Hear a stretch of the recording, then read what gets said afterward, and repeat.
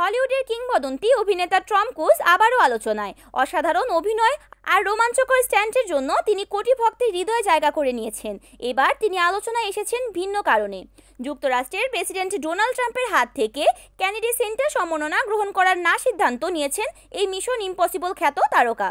তার এমন সিদ্ধান্তে ইতিমধ্যে হলিউডে শুরু হয়েছে ব্যাপক আলোচনার ঝড়। ট্রাম্পের দ্বিতীয় মেয়াদে হোয়াইট হাউসে থাকার সময়ে প্রথম দফায় যারা এই সম্মাননা পেতে যাচ্ছেন তাদের তালিকায় নাম থাকলেও শেষ পর্যন্ত শুধু সময়সূচি না মেলার প্রস্তাবটি ফিরিয়ে দিয়েছেন টম ক্রুজ।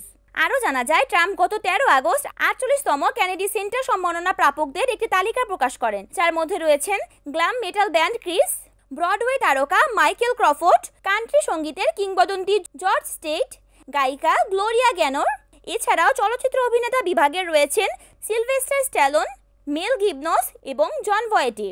তবে এবারের কেনেডি সেন্টার সম্মাননা আয়োজন ট্রাম্প নিজেই ব্যক্তিগতভাবে সঞ্চালনা করবেন বলে জানিয়েছে। এদিকে চলচ্চিত্রে অসামান্য অবদানের স্বীকৃতি হিসেবে টম ক্রুজ এবছর আরও একটি মর্যাদাপূর্ণ সম্মাননা পাচ্ছেন। গত জুনে academy of motion picture arts and sciences ঘোষণা করে আগামী 16 নভেম্বর গভর্নর্স আওয়ার্ডসে তাকে সম্মানসূচক অস্কার দেওয়া হবে।